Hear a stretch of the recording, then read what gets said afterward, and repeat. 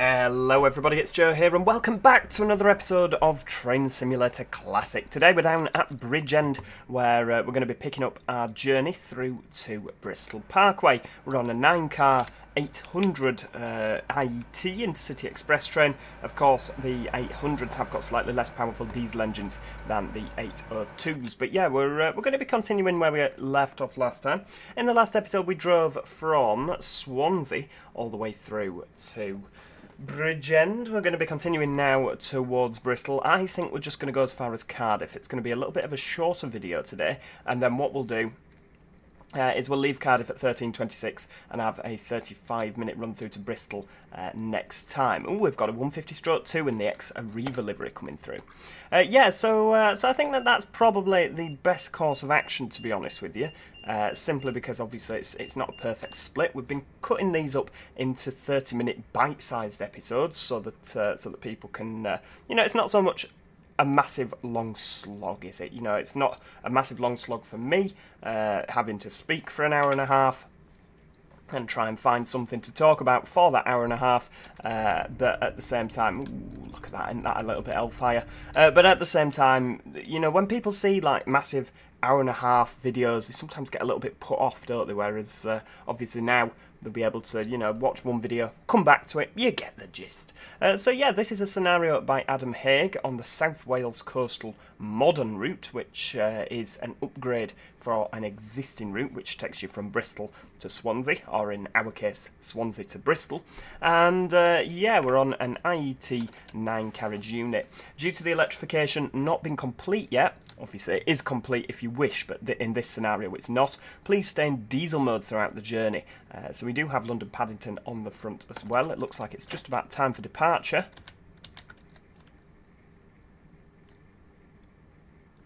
Anytime now. Do we not get a buzz? I'll do it myself then. There we go. Why didn't we get a buzz? That's very peculiar. Very peculiar. Right, full steam ahead. Off we go. Let's get the old speed set on. Now, speed set is set at 75. I don't think that we're going to get to 60 by the time that 75 mark is there. I reckon full steam ahead on diesel will... oh, listen to that. It sounds fantastic. It sounds absolutely brilliant. Of course, not every engine... not every coach has an engine underneath, hence why it goes a little bit quiet. Brilliant, absolutely brilliant. Right. Oh yeah, we're definitely not getting to 60 hour. 75. It's quite a nice little jaunt, isn't it, down through here. I really do really enjoy this route. I realise, of course, some of you will probably point out I don't seem to have all the requirements. Oh, you get a little warning there for leaves on the line. Maybe this is a particular hot spot. I don't even think we're going to get to 75 before the 80, so we'll stick the speed set up to 80. Yeah, I don't have all the requirements. There's a couple of little things like station signs and little brackets for signals that I'm missing. I did re-download most of the requirements, so obviously I'm not too sure which bits I'm missing, but never mind. It's one of those things. There's a Network Rail van on the left there. I'm assuming it's Network Rail. You shouldn't be parked there if you're not Network Rail. Looks to be a bit of building work going on the left-hand side there. I really like this route. I mean, I said it last time how much I enjoy this route. It's got so many little quirky features that you would expect to see by a railway line. And that might sound silly, but a lot of the time, some of the stock routes that you can buy, the stock DLCs, they can be a little bit, what's the word, a bit clinical, a little bit sort of organic. Not organic, that's not the word I'm trying to think of. But clinical is a generic, quite generic. It seems quite clean, whereas the shrubbery is messy at the side of the railway look. It's very messy. There's clutter, there's things. It feels like it's alive. It feels like there's been people here at this point. Like I love this little bits that are just growing into the the forefoot there from the cess. It's very unkept. It's untidy. It's brilliant, is what it is. So yeah, it feels a lot more alive than the standard route. This is where a lot of you are going to point out, actually, Joe, he or she, whoever made the route, hasn't actually changed anything down here. This is exactly as it was. You've got the bird animation above. Look, you can just see the birds. Isn't that brilliant? In and out of the trees. Fantastic, absolutely fantastic. A little windmill on the left there. I know it's not a windmill, but you know what I mean. A little turbine of some sort. Yeah, the more birds. The people that made this route should be absolutely thrilled to bits. They should be so proud of themselves. It really, really is brilliant. And it's not. This isn't a route I particularly enjoy driving, but it has shot to the top of my my new favourite routes list. It really is good. I wish that that the people that did this would visit the Leeds to Manchester line that Dovetail Games released not too long ago. Well, it's quite a while ago now, but not too long ago in the grand schemes of space and time. But yeah, I wish they'd visit that and give it the treatment that this route has had. But obviously, I appreciate it's a massive, massive amount of work. Level crossing there. Where's it? We're going through Ponty something? Oh, Pencoed. Oh, there's an IET going the other way. Give him a wave. Another 9 car. Lovely.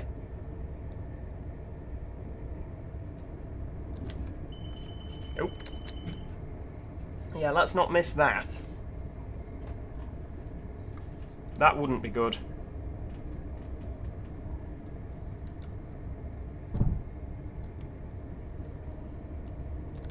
Right, we'll just ease off a little bit. It looks like we're going to be going uphill in a little bit. There we go. There's the thud. I think there's something leaning on the bridge there. Something that's been left behind by a P-way person. They do look sort of so low that the train's not going to fit under, don't they, on this? We're going to accelerate to 100%. Obviously, the speed set's at 75. We'll roll down to 75.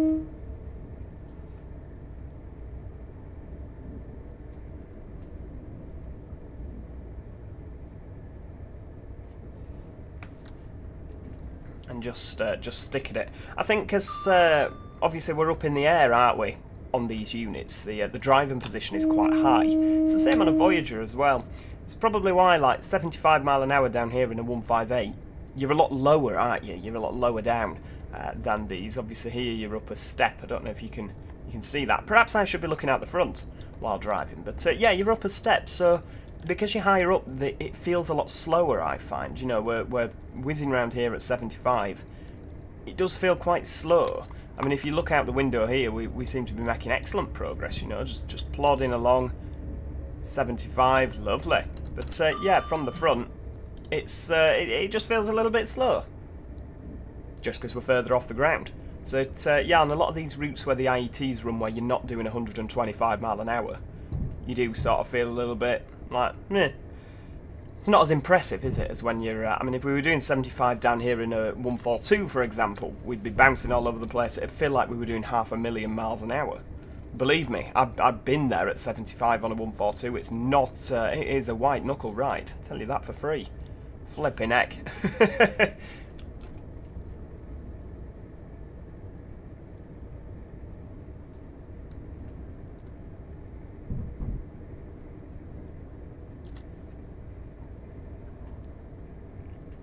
See, obviously, when you're on diesel mode, the train doesn't hold it at... I mean, I think I explained that last time, but obviously with the speed set, you get acceleration and braking on electric mode, whereas on diesel mode, you don't get the braking. So if I accelerate, because we're going downhill now, if I accelerate, it will continue to build speed, because it'll... I think the engine's knock off, but it won't brake for you. It's a bit peculiar that that's the case, but obviously... If Armstrong Powerhouse have implemented it, it's probably troops alive.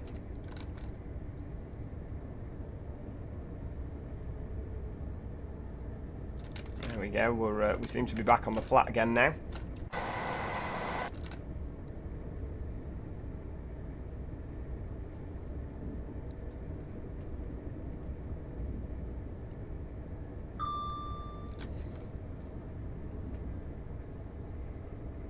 Right, what I'm going to do is I'm just going to disable the driver vigilance device and pause. We didn't actually need to disable the driver vigilance device, but I do want a nice photograph of it going over this level crossing.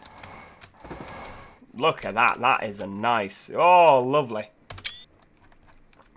We'll have another one that's not quite as close up. Lovely. Right, okay, back in we go. I thought we'd disable the DSD purely, or the DVD. Whoops, wrong one. Purely because you could guarantee that that had gone off while I was outside and we'd have come to a screeching halt. So, yeah, I thought it'd be best. Obviously, that doesn't happen in real life. I'd probably be in quite a lot of hot water if I just... oh, look at the rubbish in the track. Ugh.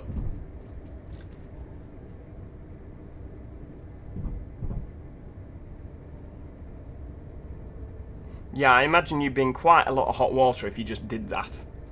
You know, well, I needed to take a photo. I don't think it'd wash with the RAIB.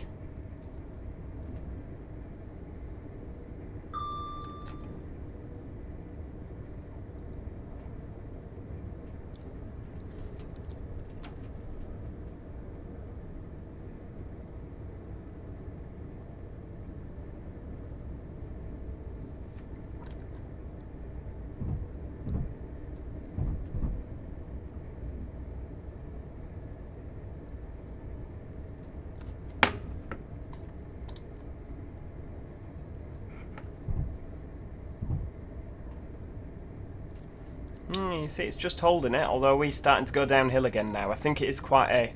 There is a downhill into Cardiff, isn't there?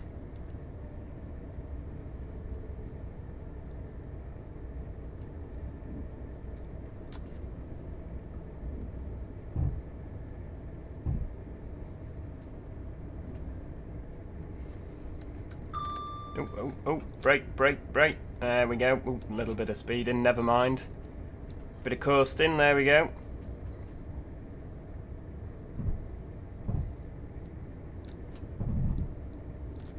Oh, what's this down here? Network rail train by the looks of things. Oh, an HST, flying banana. Lovely. Give him a wave.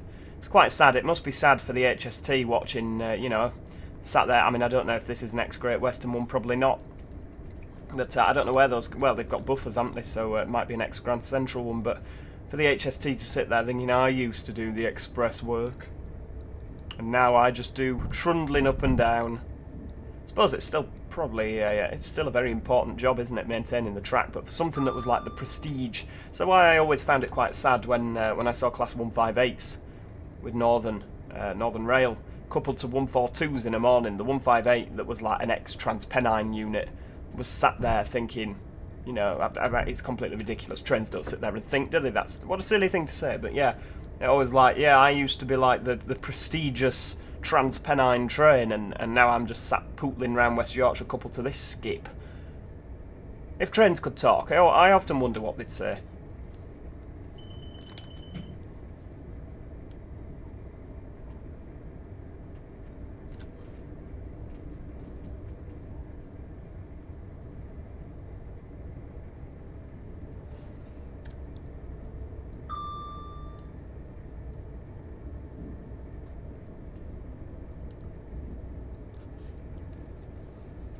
I love the sky. I love the contrails from the aircraft that you can see in the sky. It really does just bring this to life. I mean, I've got so many Armstrong Powerhouse enhanced things, such as track signals, the sky, the clouds, the everything. As well, you know, there's things such as Railworks Enhancer that just makes it look. This game, I should actually do a comparison, shouldn't I? And install all the enhancements so that it's just basic. And compare it with all the mods installed, just so you can see the difference. But it really does bring it to life. It makes it look so good.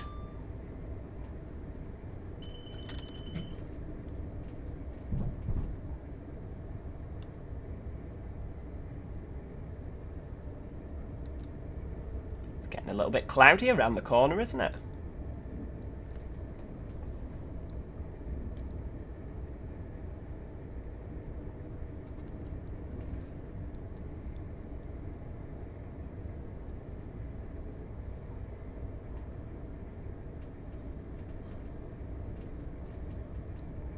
can actually hear, and I'd never noticed this before, when you're going around corners on this, you can hear the little creaking of the bodywork flexing.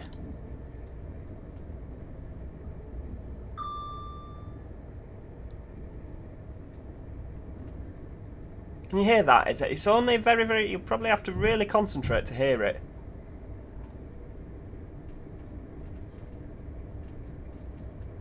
That is incredible. That is absolutely fantastic. I'd never noticed that before.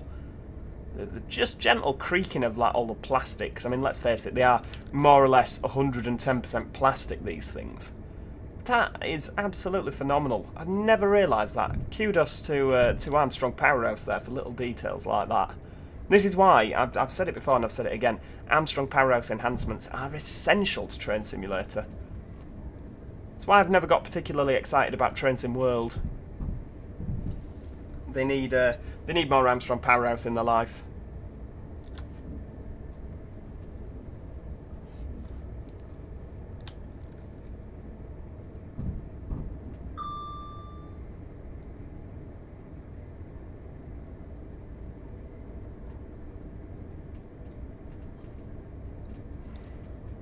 Does seem to go quick, doesn't it? We're flying along, and we're 4 miles from Cardiff now. Don't know where the time goes. The bit where this is going to feel really slow is between Cardiff and Bristol, because obviously we should be on the wires, and we can't be. We can see the wires. It's like the wires are teasing us. You know, we can see them, but you know, we're not allowed to run on them. It's flipping awful. So we'll have to put up with sluggish speeds.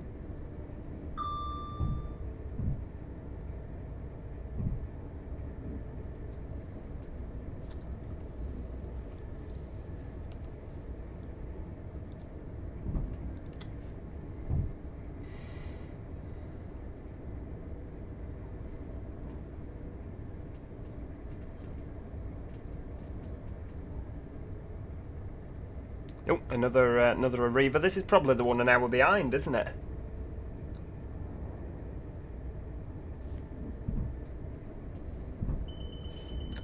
An hour behind the other one we saw. Although maybe not. It's not that long, is it, since we set off?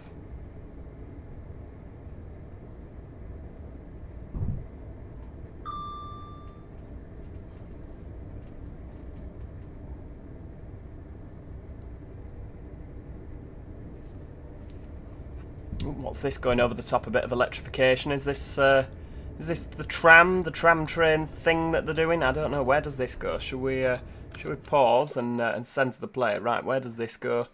Is it like a valleys?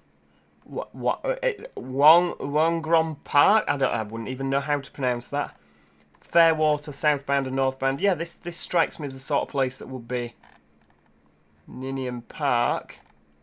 Yeah, is this like the valleys? Is that where they are? And then obviously they go up there again. Maybe? Who knows? Who knows?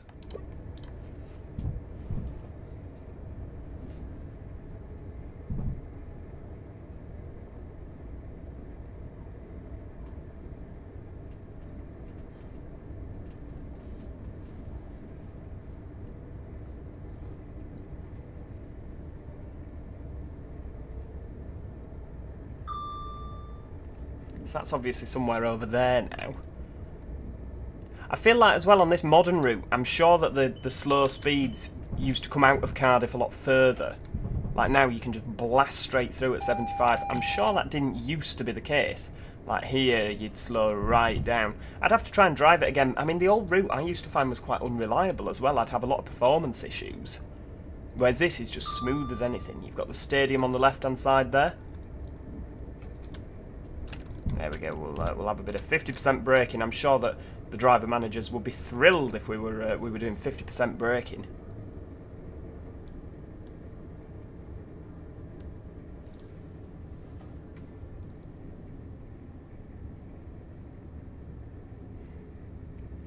Look at this. Coming into Cardiff looks absolutely fantastic.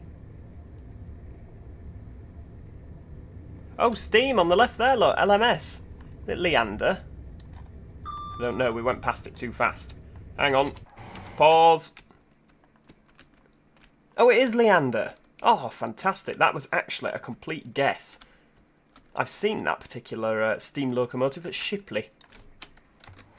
There you go. That's its claim to fame. It's been seen by me at Shipley. It was seen by a good many other people as well. It was it Scarborough Spa that they used to do? Scarborough Spa Express, probably. Now this is now 25. It says if we're going right, it's going to go to 15.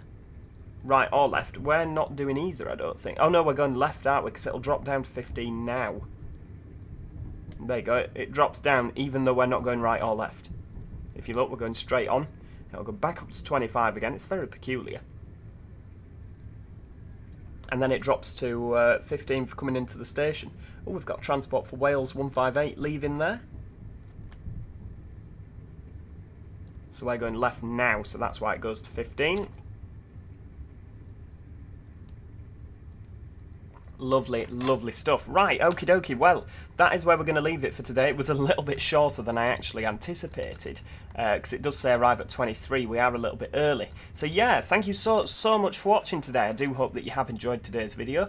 If you have, please do click that like button. It's always appreciated. And do remember to subscribe if you haven't already. In the next episode, we are going to be driving the 35-minute section of route between Cardiff and Bristol, which is sort of the high speed. I say high speed, I think 95 is as fast as you can go, maybe 100 at a push.